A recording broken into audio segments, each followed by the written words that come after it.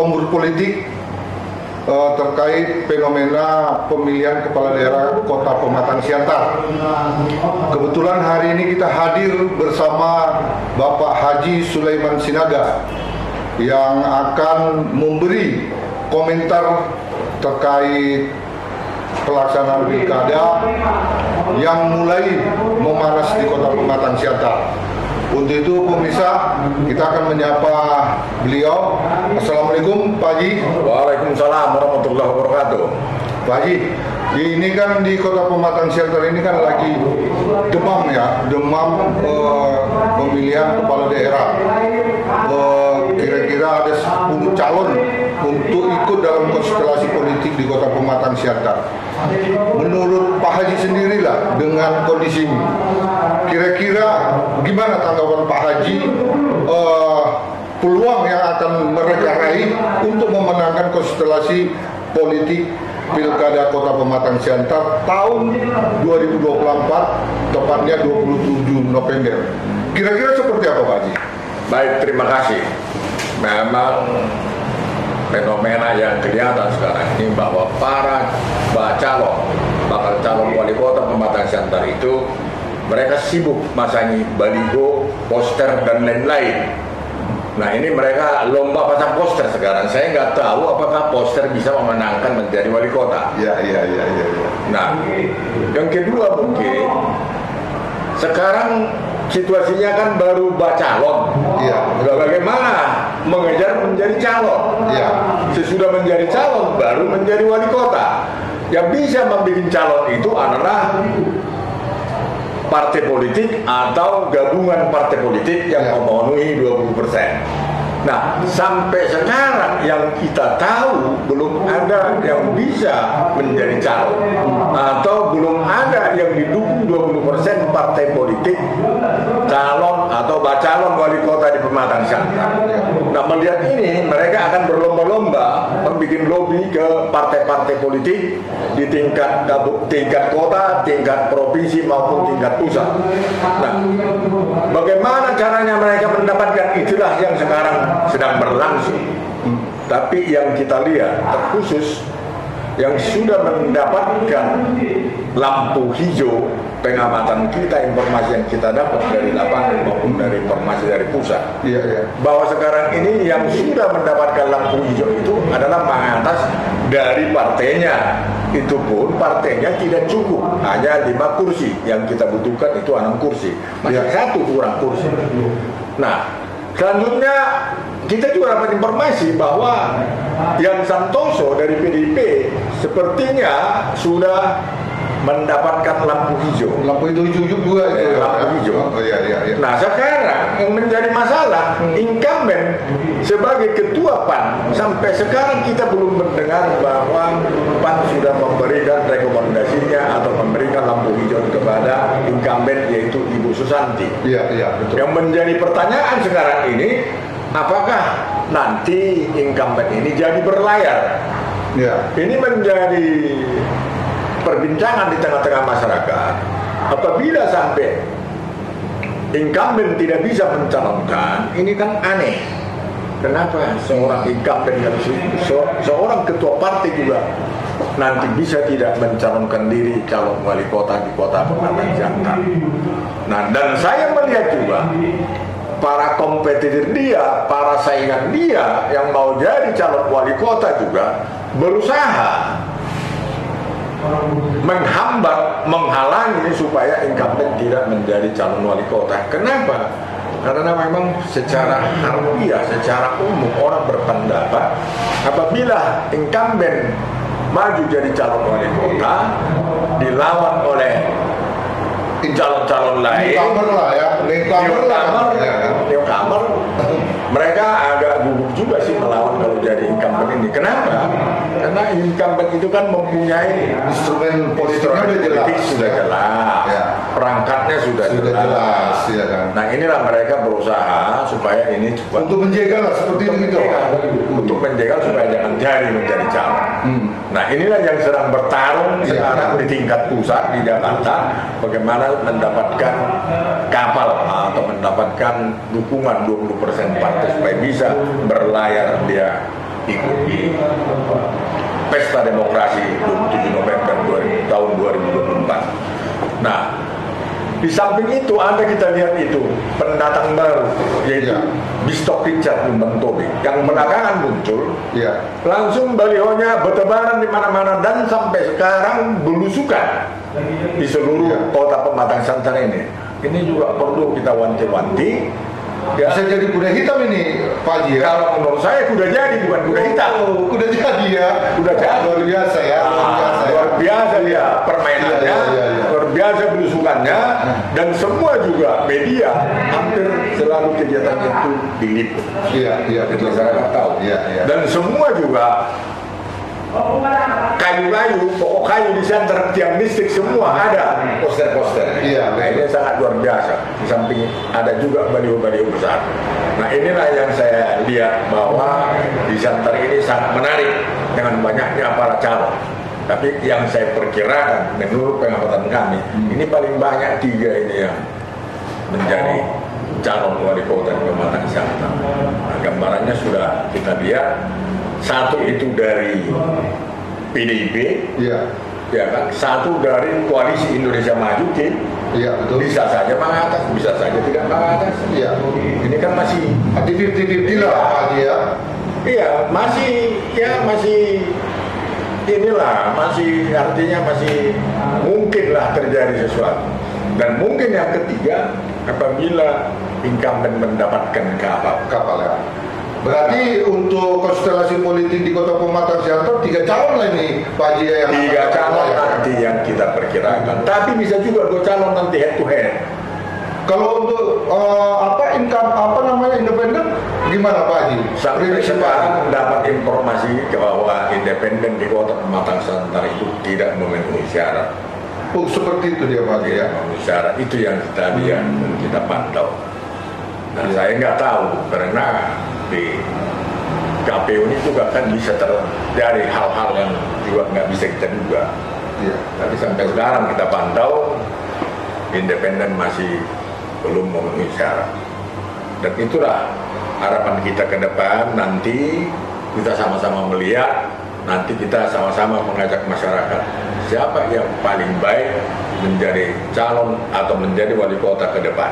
Nanti ini kita juga akan, tokoh-tokoh masyarakat akan memberikan perannya untuk demi kemajuan Kota Pematang Siantar supaya kembali ke habitatnya sebagai kota pendidikan dan kota logistik serta kuliner ya. Luar biasa. Oke pemirsa, itu tadi komentar daripada Pak Haji Sulaiman.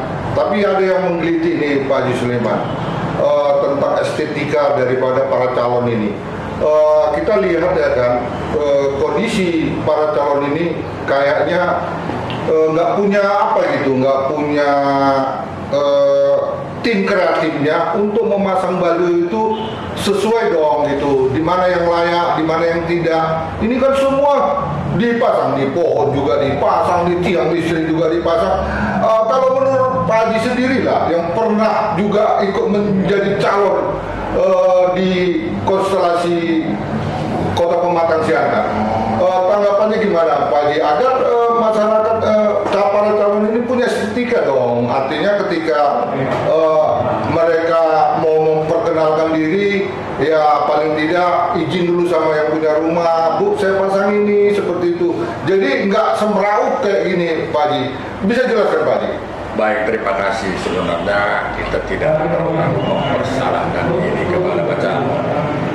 Yang bekerja di sini kan tim sukses. Tim sukses, namanya juga tim sukses, dia harus sukses di kantongnya kalau nggak sukses.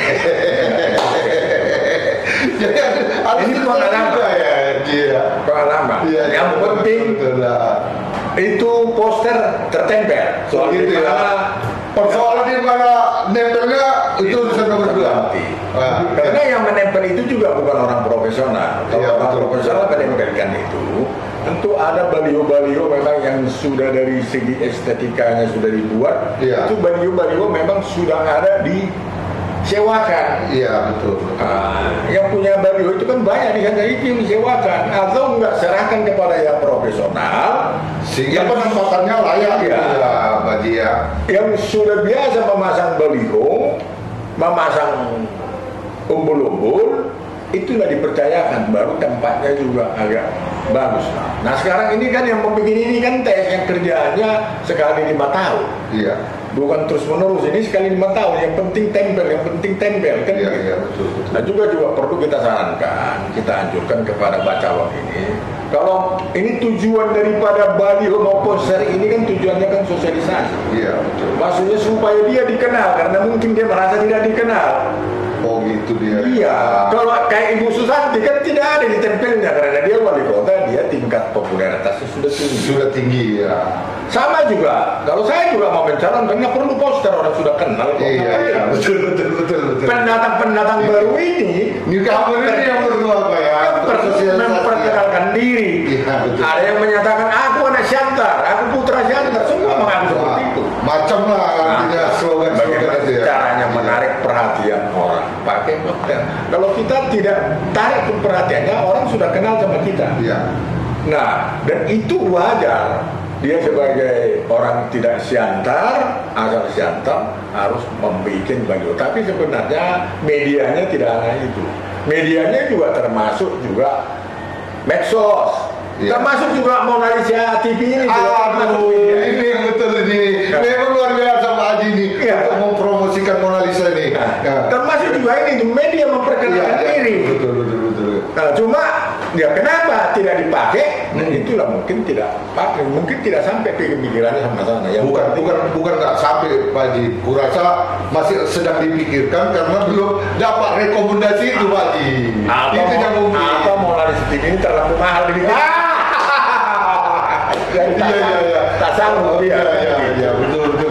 Pemirsa Mona Lisa, tadi kita kan sudah bincang-bincang terkait estetika juga tentang calon. Tapi Pak Haji ini sangat menarik nih Pak Haji. Soalnya tadi Pak Haji bilang yang Santoso incumbent Ibu Susanti dan Indonesia Maju Pak Mangatas.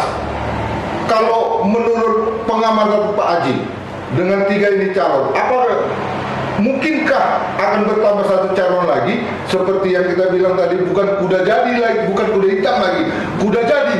Ini Bistok ini kayaknya menurut informasi penyandang dananya cukup kuat gitu. Kira-kira apakah dia ini bisa masuk dalam daftar calon di Kota Pematang Siantar Pak Haji? Menurut pengamatan Pak Haji. Nah, ini kan kalau soal itu kan kita hanya bisa memprediksi dan menganalisa. Keputusannya ini adalah keputusan partai di Iya, betul. Untuk menjadi calon.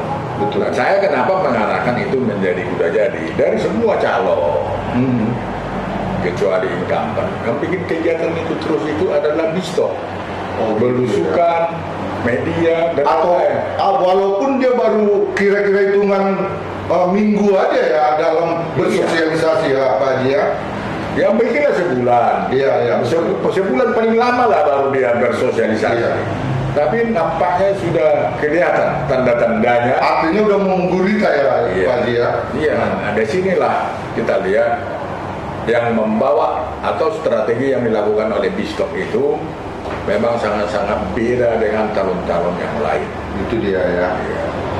Nah, jadi kita juga melihat incumbent ini juga sebenarnya incumbent itu tidak ada jalannya tidak naik. Tapi memang ini incumbent ini kadang-kadang luar biasa. Dia sudah pernah dimakjulkan 27 DPRD, 90% DPRD memakjulkan dia sampai sekarang nggak mempan. Berarti hebat dia. Iya, betul. Termasuk kami ini juga hebat. Karena dia sudah dimakjul. Kita tahu kemarin itu kan dia mau dimakjulkan oleh 27 orang anggota DPRD dari 30. Ini sudah bayangin udah hampir 100% ya Pak Haji. 90%. Iya. Iya, 90%. 90%. Yang tidak ikut di sana ya dari panduan entah satu lagi kita nggak tahu. Ada keluar 3 lah itu, 3 dewan. Ini kan luar biasa bahwa dia bisa melakukan ini. Cuma ya inilah mungkin yang membuat susah incumbent mendapatkan kapal. Iya. Karena yang mau memakjulkan kemarin itu kan partai juga ya. Akhirnya kembali ke situ juga. Iya. Nah mereka kan akan teringat kalau ini nanti ini gawat ini dulu pun kalau ya, betul. Dan memang kalau sempat juga partai yang ada sekarang ini mendukung Ibu Susanti menjadi calon, ya ironis juga ya. Kemarin mau dimajukan, sekarang kenapa mau dicalonkan? Iya, ya. Jadi tanda kutip juga. Betul. Nah, kalau sampai 27 DPRD yang mau memakzulkan incumbent ini, itu termasuk partai-partai besar dia. Partai-partai besar. Iya. Yang salah yang memajul itu dia termasuk partai penguasa. Iya. Tapi tidak mempan. Iya, betul. Apakah berubah partai-partai ini akan mencalonkan kembali incumbent yang pernah mau dimakzulkan? Ya, tapi paling tidak kan ketua-ketua partai yang ada di pusat, dia akan lebih serius dia melirik para incumbent yang ikut konstelasi berikutnya di pilkada yang akan datang ini. Betul, saya paham pemakzulan kemarin itu juga, walaupun itu DPRD di sini yang memakzulkan ini tentu berkomunikasi juga lah ke partai pusat. Betul. Pasti berkomunikasi ke partai pusat, tidak ujuk-ujuk berani ya anggota DPRD. Artinya sowan lah, dan sangat tahu pasti membantu. Cuma mungkin bagaimana cara bantunya, apa dikasih supaya nggak jadi bantuan ini kita kan nggak tahu. Iya, betul sih. Ya. Ini politik. Iya, betul. Ya kan? Tapi itulah fenomena yang kita lihat di Kota Pematang Siantar ini, ada incumbent juga terseok-seok. Beda kayak Simalungun. Iya, kalau Simalungun beda. Itu toke kita tuh Ji. Toke kita. Bukan soal toke. Oh gitu. Jadi Bukan soal toke, tapi kan memang di Simalungun itu kita lihat memang peluangnya hanya satu ya. Kompetitornya itu gugup untuk melawan incumbent. Gamang guys, gamang ya. Luar biasa nih, Simalungun luar biasa. Jadi kita nggak perlu kita bahas lagi ke sana, bagus kita fokus membahas konstelasi di Kota Pematang Siantar. Seperti itu dia Ji ya. Oke pemirsa, karena kita tadi sudah membahas tentang bakal calon wali kota Pematang Siantar, juga tentang estetika, kita akan melanjutkan lagi nanti pada kongur politik, yaitu tentang siapa yang bisa menggawangi, artinya mendampingi para calon yang telah menerima surat rekomendasi dari partai politik. Yang pastinya tadi kita sudah bahas ada 3 yang udah jadi, katanya ada 1 ini ya Pak Haji ya, ada kuda jadi bukan kuda hitam lagi. Kita akan lanjutkan kongur politik kita ini pada season yang berikutnya. Dan jangan lupa pemirsa, tetap dalam program 7 Inspirasi untuk Anak Negeri. Assalamualaikum warahmatullahi wabarakatuh. Waalaikumsalam.